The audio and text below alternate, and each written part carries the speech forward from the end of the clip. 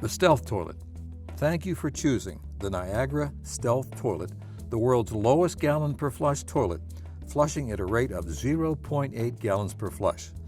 Niagara model numbers are N7716, N7717, N7714, and N77000WHA1. Is your toilet running? Lightly touch the flush button. Button should depress approximately 1/16 to 1/8 inches before meeting resistance. If resistance is met sooner, the rod is too long. If met later, the rod is too short. There is a black adjustment screw on the bottom of the rod, which turning to the right or clockwise will shorten the rod, and turning to the left or counterclockwise will lengthen the rod. Remove the tank lid. If the toilet stops running, then the rod is too long and needs to be shortened. Again, by turning the adjustment screw to the right or clockwise. If the toilet is still running, then it's not a flush button issue.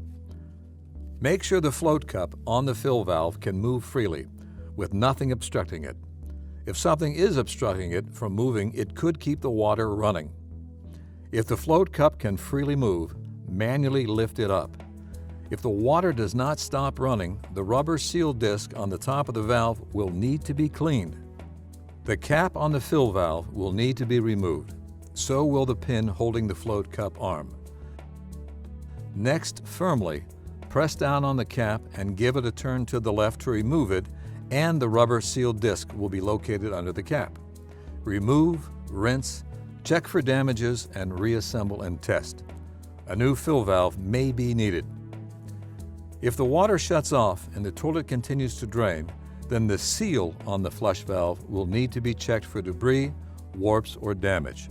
Shut the water to the toilet off and flush it to clear the tank. Turn the flush valve a quarter turn to the left, which will unlock it, and you can pull the valve from the housing.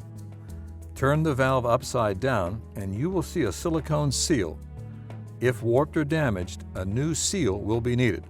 If there is debris, clean it off, reassemble, and test. Check the water line in the tank. Shut off the water and wait 15 to 20 minutes without flushing. Then check the tank water line. If it has dropped, then there is a slow leak between the tank and the bowl, and a new flush valve seal may be needed. Is your toilet experiencing a poor flush? Check if the tank is leaning against the wall. If it is, the air transfer tube may not be connected, and this will result in a poor flush. The toilet may not work in this setting. Because of the rough in, or an offset flange will be needed to create a separation between the wall and the toilet tank. Check to make sure there is enough water in the tank. There is a water line indicated in the BSB valve. If not, adjust the fill valve by hand, or either using a Phillips or standard screwdriver. Turn the screw connected to the float arm to raise or lower the water level, starting with one full turn. Clockwise or to the right will increase the water level. Counterclockwise or to the left will decrease the water level.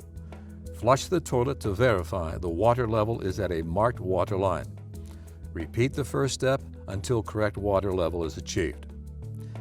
Remove the tank lid and manually press the flush valve down to see if the flush valve is stronger.